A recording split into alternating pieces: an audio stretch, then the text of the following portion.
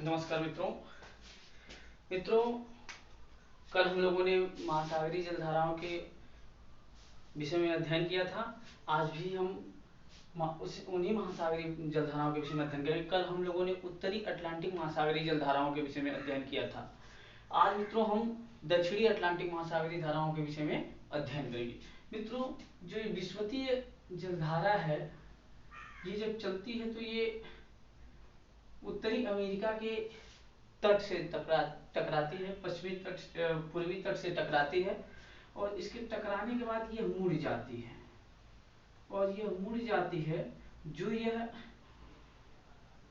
जिसे कहते हैं हम ब्राजील की गर्म जलधारा, ब्राजील की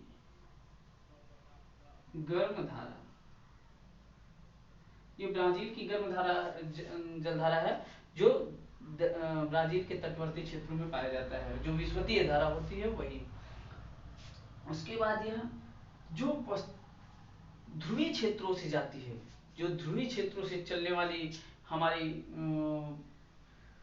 जलधाराएं हैं, जिसे हम कहते हैं पश्चिमी प्रवाह, जो यहाँ से इन तरीके से आता है और एक इधर टकरा, यहाँ टिएरा डेल फ्यूगा, ये टिएरा डेल फ्यूगा है जो चिली का सबसे दक्षिणी बिंदु है। टिएरा डेल फ्यूगा से टकरा करके एक चिली के पश्चिमी साइड में चला जाता है और एक फॉकलैंड द्वीप है। ये फॉकलैंड द्वीप है जो फॉकलैंड द्वीप के और ब्राजील के बीचों बीच से करके, अर्जेंटीना के बीचों बीच से होकर के ये आगे की तरफ बढ़ता है और ये आगे की तरफ बढ़ता है और इसे कहते हैं फॉकलैंड की ठंडी जलधारा।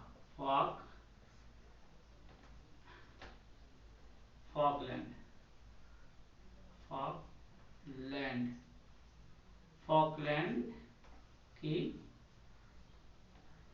ठंडी धारा, ये फॉकलैंड की ठंडी धारा है मित्रों। और ये फॉकलैंड द्वीप है जिसके नाम पर ये जलधारा का नाम फॉकलैंड की ठंडी जलधारा है। जो ये पश्चिमी प्रवाह है, पश्चिमी प्रवाह जो पछुआ पवनों के हवाओं के क्षेत्र में आने की वजह से ये जो ब्राजील की जलधारा है यह मुड़ जाती है और ये मुड़ करके यह इसी पश्चिमी प्रवाह में मिल जाती है और इस पश्चिमी प्रवाह में मिलने के बाद यह अफ्रीका के तट से, ये अफ्रीका है, अफ्रीका महाद्वीप है ये, इसके तट से टकरा करके यह एक शाखा इधर मुड़ जाती है और दूसरी शाखा सीधे चली जाती है और ये जो शाखा जाती है इसको हम कहते हैं वेनेजुएला की ठंडी जलधारा। वेनेजुएला की ठंडी धारा, वेनेजुएला की ये ठंडी जलधारा है जो आगे ये आकर के यहाँ पे बढ़ता चला जाता है। ये ठंडी जलधारा है मित्रों और इस तरीके से ये बढ़ते हुए गिनी के तट पर जब जाता है, गिनी के तट पर ये भूमध्य रेखीय जल क्षेत्रों से मिलने के बाद इसमें तापमान अधिक होने के कारण यह गर्म हो जाता है और इसे गिनी की गर्म जलधारा कहते हैं। गिनी की गर्म धारा कहते हैं मित्रों। जो अफ्रीका के गिनी तट पे, जो गिनी देश है, गिनी के तटवर्ती क्षेत्रों में पाया जाता है, इसे गिनी की गर्म जलधारा कहते हैं। उसके बाद मित्रों कल हम लोगों ने कुछ टॉपिक छोड़ दिया था। ये जो क्षेत्र है गल्फ स्ट्रीम वाला क्षेत्र, इस गल्फ स्ट्रीम के किनारे वाला, गल्फ स्ट्रीम के पूर्व साइड में जो एक क्षेत्र है जिसे हम सारगैसो सागर कहते हैं, इसको हम कहते हैं सारगैसो सागर। ये जो एरिया है इसी को हम कहते हैं सारगैसो सागर।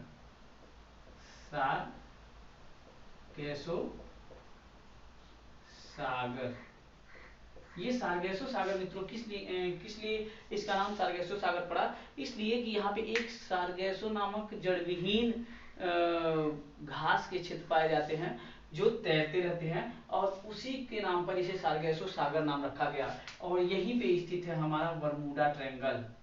बरमूडा ट्रायंगल,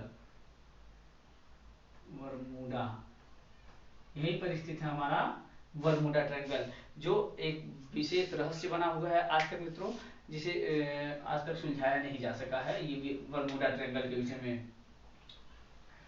तो इस प्रकार हम बात करते हैं। अब ये जो पश्चिमी प्रवाह है ये इस तरीके से आगे बढ़ता चला जाता है, और बढ़ने के साथ साथ ये एक अफ्रीका के तरफ, ये ऑस्ट्रेलिया, यहाँ पे ऑस्ट्रेलिया है, ऑस्ट्रेलिया, ऑस्ट्रेलिया है मित्रों, ये ऑस्ट्रेलिया के पश्चिमी, ऑस्ट्रेलिया के पश्चिमी जो तट है ये पश्चिमी तट से टकराता है, और ये पश्चिम की तरफ ऑस्ट्रेलिया के पश्चिमी तट से टकराता है, और ये ऑस्ट्रेलिया की पश्चिमी ठंडी जलधारा है। ये ऑस्ट्रेलिया की जो है पश्चिमी ठंडी जलधारा है,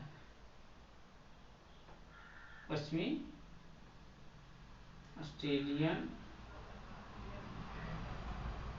ऑस्ट्रेलियन